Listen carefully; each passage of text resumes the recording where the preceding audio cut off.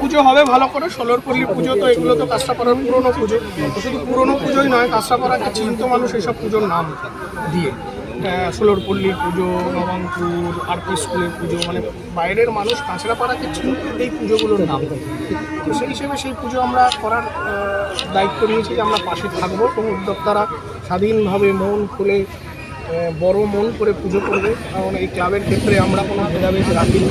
CPM আমরা যেরকম বলেছিলাম, সিপিএম, তৃণমূল, বিজেপি, কংগ্রেস কোনো ভেদ রাখিনি। পাড়ার মানুষ পাড়ার পুজো, আর জলজান্ত বেচারা এই ক্লাবের বহু পুরোনো মানুষ, কালীঘাট তৃণমূল না তৃণমূল বুঝতে পারছে না, কিন্তু আমরা ওনাকে চিনি, আমরা জানি উনি ষোলরপল্লীর সদস্য। তো এনারা বড় করে পুজো করবেন, সব মানুষ একসাথে হবে, পাড়ার সকলে মিলে বড় পুজো হবে। মানুষ স্টেশন থেকে নেমে এই পুজো থেকে কাঁচরাপাড়ার পুজো দেখা শুরু করবে। কাঁচরাপাড়া হই হই করবে। নির্বাচনে সুদীপ্ত মূল ষোলরপল্লীর সদস্য, এখন আমরা আসলে কিছু না তৃণমূলদের দেখলে প্রশ্ন করছি, আসলে আমরা বুঝতে পারছি না সেটা কালীঘাট তৃণমূল না ঋতব্রত তৃণমূল। এবার তাহলে তো আমরা বুঝতেই পারছি না, তাই জিজ্ঞাসা করছি, এবং যাকেই জিজ্ঞাসা করছি সে বলছে আমরা তৃণমূলই না। এইটা একটা, যাই হোক, এটা একটা হচ্ছে ব্যাপার। ঠিক আছে, পুজোতে ওনার ওই পরিচয়টা দরকার নেই, তিনি পুজো করুক সবাই মিলে। ষোলরপল্লীর নাম হোক, মানুষ কাঁচরাপাড়ায় নামুক, স্টেশন থেকে বড় পুজো দিয়ে পুজো দেখা শুরু করুন। বিগত দিনে পুজো অনুদান পেলেও, সরকার অনুদান পেলেও পুজোগুলো কিন্তু পুজো ওইভাবে তো সরকার টাকা দিলে দরকার পড়ে না, বিশেষ করে সত্যি তো বড় পুজোতে দরকার পড়ে না। যে পুজোর লক্ষ লক্ষ টাকা বাজেট, সে সরকারের ওই টাকাটুকু নেবে কেন? সেই টাকাটা ইনফ্রাস্ট্রাকচারের কাজে লাগা উচিত।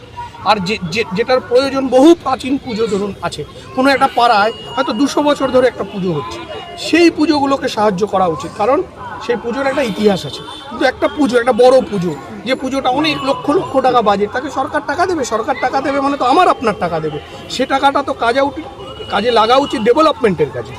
তো এইবার যাদের প্রয়োজন সেগুলোর ভাগ হবে নিশ্চয়ই, সরকার তার পলিসি অনুযায়ী ঠিক করবেন। আর বড় পুজোগুলো তাদের মতন করে পুজো করবে, যেভাবে এই 15 বছরের আগে পুজো করতো।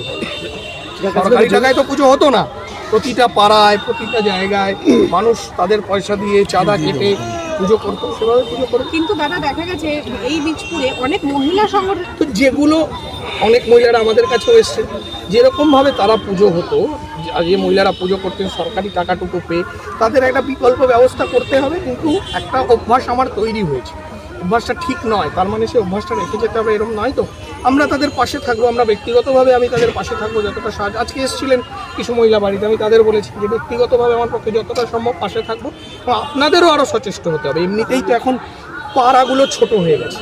আগে ধরুন 3 কিলোমিটার জুড়ে একটা পাড়া হতো, সেই পাড়ার একটা পুজো হতো, প্রচুর মানুষ সেখানে আসতো।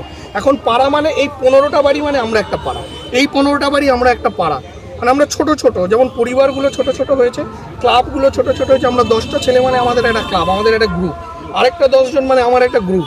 সেরকম পাড়ার এই পুজোগুলোও ছোট ছোট হয়েছে, মানে আমরা 20টা ঘর মিলে একটা পুজো, আমরা 20টা ঘর মিলে একটা পুজো করুক তারা পুজো, কিন্তু 20টা ঘর মিলে আমি পুজো করবো আর সরকার সেখানে সাহায্য দেবে, টাকাটা তো আমার আপনার টাকা, এটা কি হওয়া উচিত? তো পুজো করুক, যেভাবে পুজো হবে আমরা যতটুকু সাহায্য করার করবো। কাঁচরাপাড়ায় কি জৌলস ফিরবে পুজো? একদম ফিরবে, দেখুন এবার কেমন। কাঁচরাপাড়া ফায়ার ব্রিগেডের সামনের রাস্তাটা, এবং তারা অনুরোধও করেছিল যে এখানে টোটোটা যদি বন্ধ রাখা যায় খুব ভালো। এখানে কেন, টোটোর ক্ষেত্রে তো সরকার নিয়মই করছে যে কোনো মেন রোডে টোটো ঢুকবে না। বাকি যা সমস্যা আছে পরিবহন দপ্তর যেভাবে গাইডলাইন দেবে, সরকার যেভাবে দেবে সেই অনুযায়ী হবে। বীরভূমে কুবেরের মিনার কি বলবেন? ও সারা ও তো আমরা তো জিজ্ঞাসা করছিলাম যার জন্য বেচা দেখে, যে আরও কিছু জানা থাকে বলো, কাঁচরাপাড়ায় কোথায় কী আছে, সেই টাকাগুলো নিয়ে একটা ফান্ড করা যেত দাদা। কারণ বেচাদের কাছে খবর আছে অনেক, কোথায় কত আছে। দাদা, এই দর্শকদের যে বীজপুরবাসীরা বলছে কাঁচরাপাড়ার চেয়ারম্যানের যারা ডান হাত রাইট হ্যান্ড তারা কিন্তু গ্রেপ্তার হচ্ছে, তাহলে কি কমল অধিকারী কি গ্রেপ্তার হবে?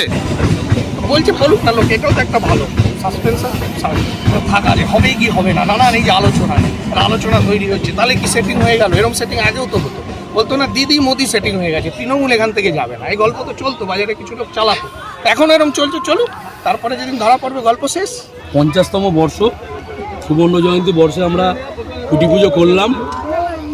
যে কোনো ক্লাব সংগঠনই কোনো দলমত নির্বিশেষেই হয়ে থাকে, কিন্তু বিগত দিনে হয়তো অনেক রকম অভিযোগ ছিল, তার থেকে বেরিয়ে আসার চেষ্টা করছি। কারণ আমাদের যে নবনির্বাচিত বিধায়ক, তার সঙ্গে আমাদের সকলের প্রত্যেকের একটা ভালো দীর্ঘদিনের যোগাযোগ ছিল, তো তিনিই উদ্যোগ নেন এবং তারই উদ্যোগে এবং আমাদের ক্লাবে এবছরের সভাপতি অসীম চক্রবর্তী, এই দুইজনের মেনলি প্রচেষ্টায় এবছর আমাদের 50 বছর পুজোটা যাতে বিগত দিনের থেকে আরও বড়, আরও সুন্দর করে গড়ে তোলা যায়, তার জন্য ক্লাব সদস্যরা আমরা সকলে চেষ্টা করছি।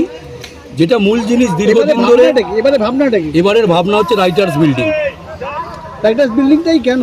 রাইটার্স বিল্ডিংটাই কেন, এটা যে 50 বছরের সবার একটা ইচ্ছা ক্লাব সদস্যদের, এবং সেটাই আমরা বলি আমাদের বিধায়ককে অসীম চক্রবর্তীর মারফত যে আমরা এবছর এইটা করতে চাই। তো উনি তখন বলে ঠিক আছে, তোমাদের সকলের যখন মত আছে, তোমরা যখন চাইছো, তাহলে আমরা এবছরে রাইটার্স বিল্ডিংয়ে করবো। তো সেই রাইটার্স বিল্ডিং আজ খুঁটি পুজো হলো। এবার কি শুধু মণ্ডপের উপরে নজর দেবেন নাকি না, লাইটিং, মণ্ডপ, আলোকসজ্জা, ষোলোর পল্লীর বরাবরই ভালো হয়। এবছর আশা করছি তার থেকে আরও ভালো হবে, এবং পুকুরের আলোকসজ্জা আপনারা তো দীর্ঘদিন দেখেছেন, এবছর তার থেকেও ভালো হবে। বিধায়কের সাহায্য পেয়েছেন? বিধায়কের তো পাশে আছে, এটাই সব থেকে বড় সাহায্য।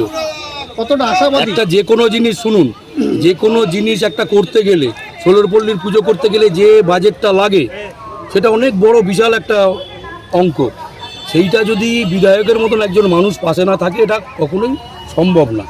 ষোলোর পল্লী ব্র্যান্ড ঠিক আছে, বিল নিয়ে রাস্তায় যাবো, মানুষকে হাত জোর করে অনুরোধ করব, আপনারা আমাদের সহযোগিতা করুন, সব ঠিক আছে, কিন্তু পাশে যদি বিধায়ক সাহেব না থাকেন, কোনো মতেই এই পুজোকে ওই লেভেলে নিয়ে যাওয়া সম্ভব না। কতটা আশাবাদী এবছরের পুজো নিয়ে আপনারা, দর্শক টানতে কতটা আশাবাদী? দর্শকরা বিগত বছরে যেরকম দর্শক আমাদের এখানে আসতো, তার থেকে 10 to 20% হলেও বেশি লোক এবারে কাঁচরাপাড়ায় আসবে, এটা আমাদের দৃঢ় বিশ্বাস। কাছাকাছি জৌলুস ফিরবে কি? অবশ্যই ফিরবে, বিগত দিনের থেকে অনেক বেশি জৌলুস ফিরবে। আপনার নাম? আমি শান্তনু মুখার্জি, ষোলোর পল্লী ক্লাব সদস্য।